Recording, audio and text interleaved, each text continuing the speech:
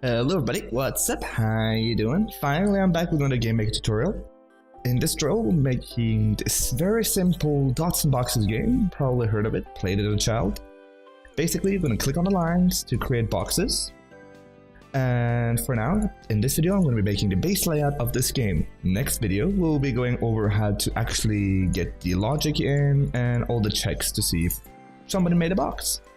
So without further ado, let me create the project file and we'll get started.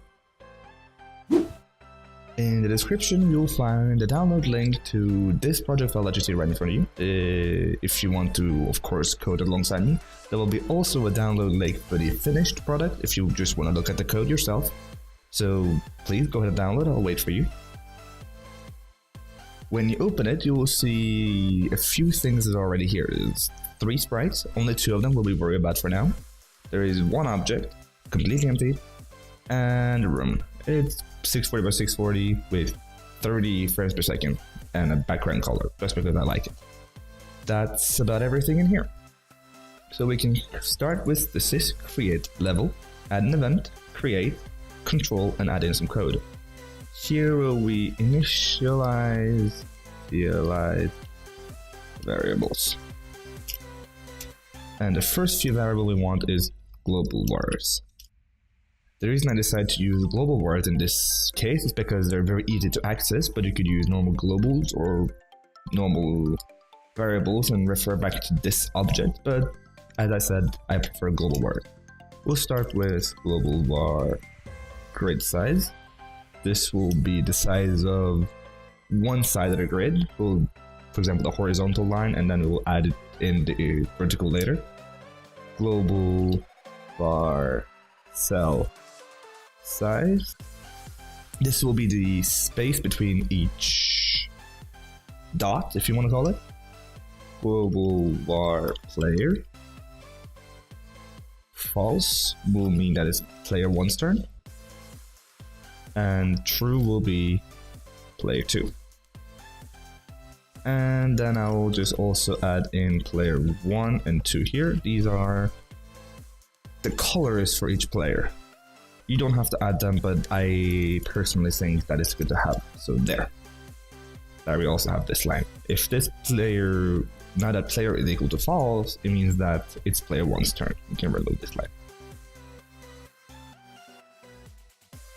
We'll also have to give value to grid size and cell size. So grid size will be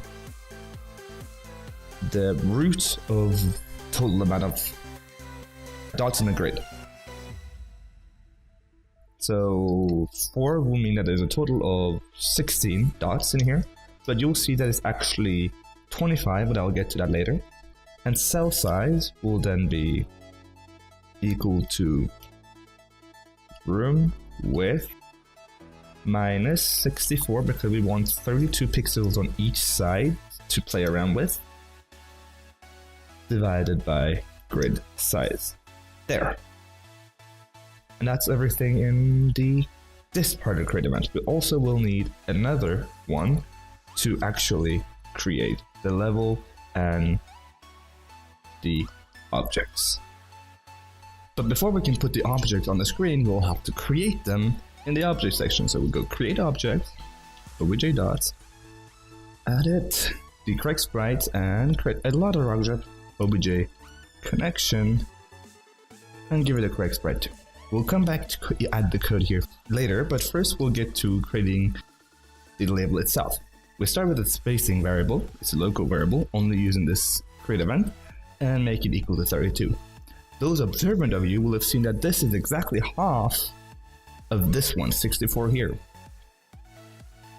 The spacing basically says that there will be 32 pixels on every side that is free, that there is no connection, no dot, no nothing. It's basically there if you later want to add some GUI. This can be changed to 64, but accordingly you'll have to change this 64 to 128, etc, etc. There's one instance in this part here has to be the double value of this. If not, there'll be some funkiness. Then we'll start with a for loop and call it create a variable called x6, set it to equal to grid size. make sure that it only goes down to 0, so greater than 0 minus 1, and decrement by 1. This basically starts at the grid size, which is now 4, and goes down 1 and 1 until it reaches 0. It will also do it at 0, but will not do it at minus 1. And we'll create another one for the Y value right there. And of course, there's problems here. This is supposed to be XX and XX. YY is greater than minus 1, same thing. And YY minus minus. Here we'll have to create all the dots we need, so we'll call it var_inst is equal to instance create, and we'll do another parentheses xx times cell size plus spacing, so it doesn't put anything in the spacing area. So first will be 4 times the cell size that we made here plus 32. And the same code in Y except for in the Y, yes. YY times cell size plus spacing. And we want to make this obj dots. Seems like I got a few extra parentheses, like so. What's the problem, I wonder? That's correct. That's correct. There. And I'll also create a global variable here and call it dot grid, where I'll put all the dots if I later need to access them. Now, if we OK this, open the room, and add in the create level, and run this, we should see all the dots. There, placed around the room. Next up, we'll go back to create level, and we'll have to add in the connections that we had in the demo. Here we'll have to check if XX is less than grid size, because if it's bigger, then we don't want to create it. And the way I have set it up is that each dot has a horizontal line pointing towards the right and a vertical line pointing down. And if you're at the last dot, you don't want this to be made, because then there will be create a connection that is not having another dot. Basically how I made it. And we can mostly copy this whole line here for this place. So if the horizontal dot, this is not the dot on the complete right, then we want to create the line. And we can keep the same code except change this to obj connection.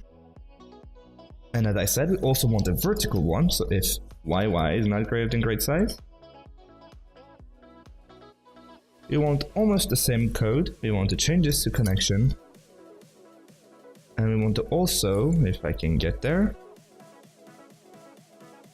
add in inst.image angle is equal to 170. This will turn it so it points downwards, which is exactly what we want.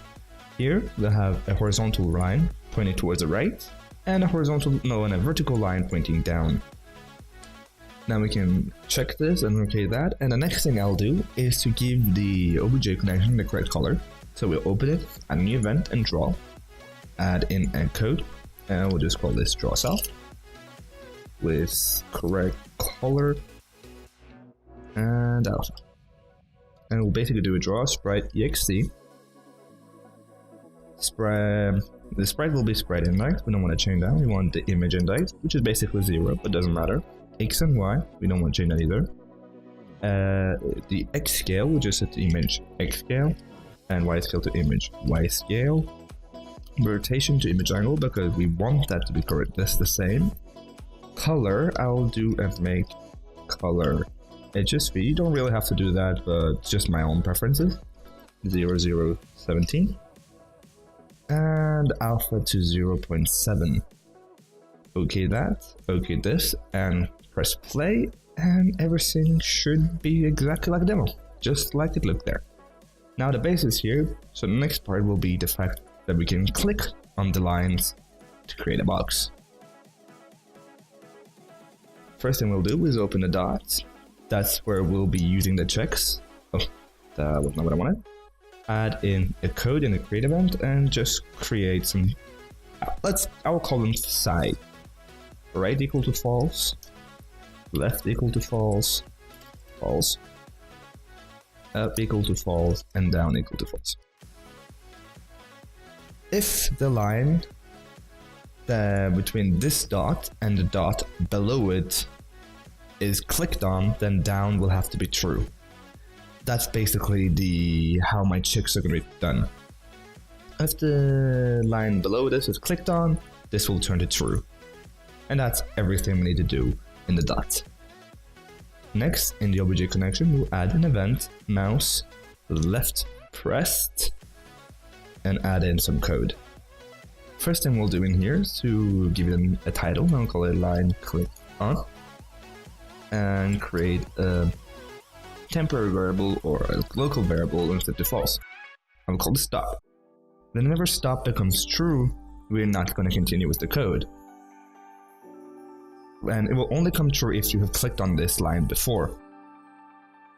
Next, we'll have to do a switch to check if the line that has been clicked on is horizontal or vertical, and we'll do that with a switch statement on the image angle.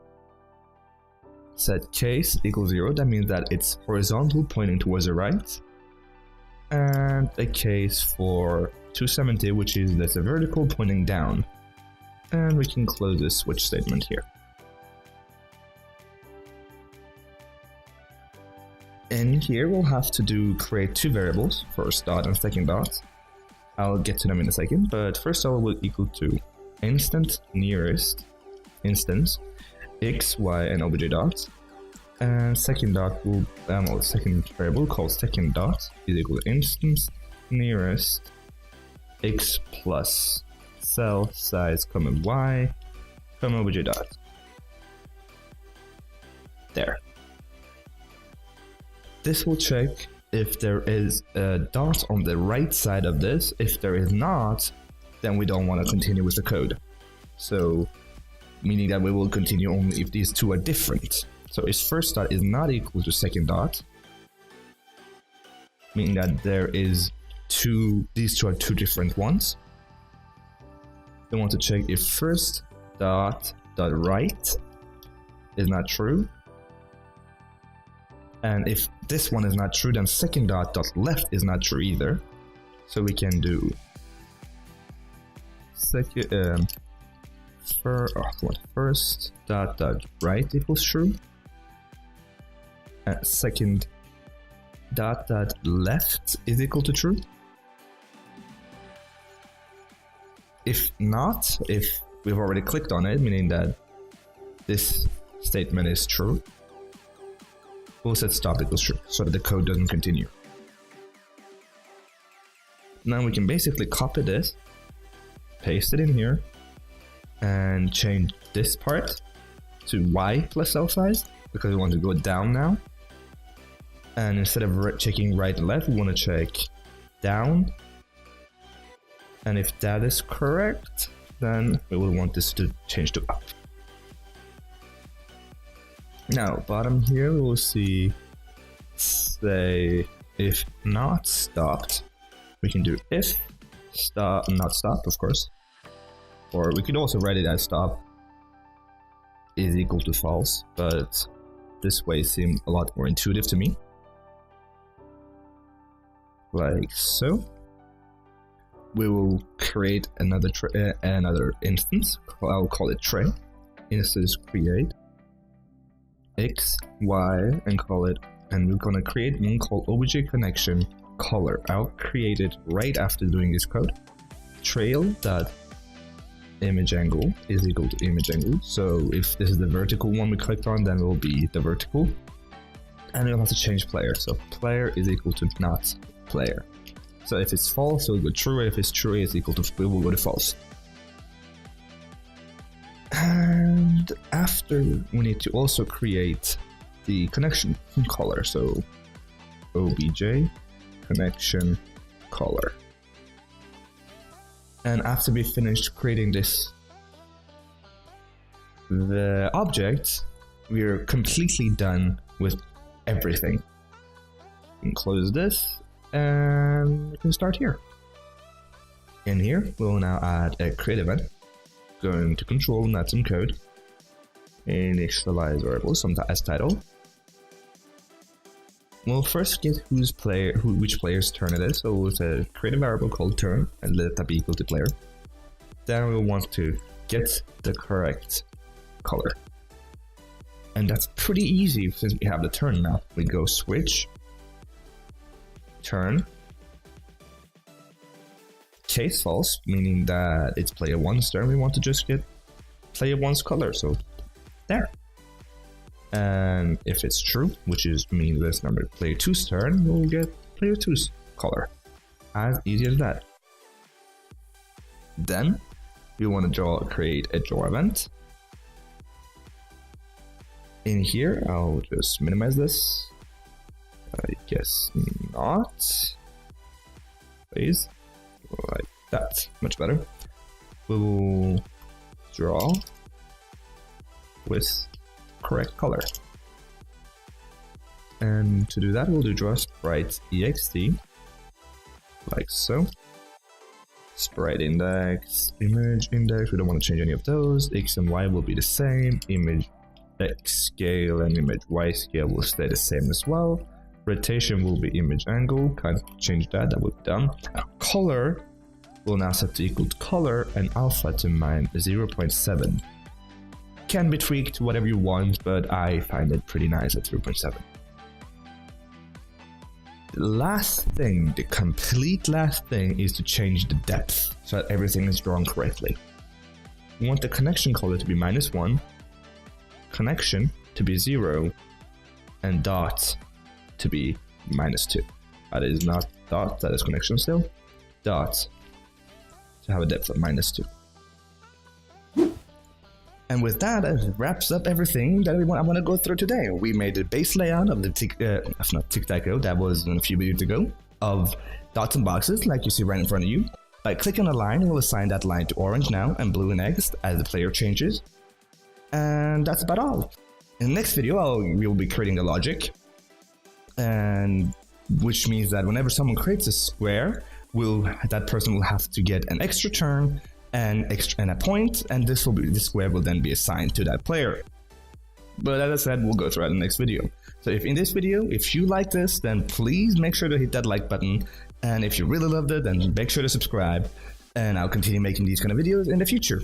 If you have a suggestion what I can make, then please write it in the comment section or Facebook and Twitter, which you will see links to on the screen and in the description. So till next time, have a good time and a great day.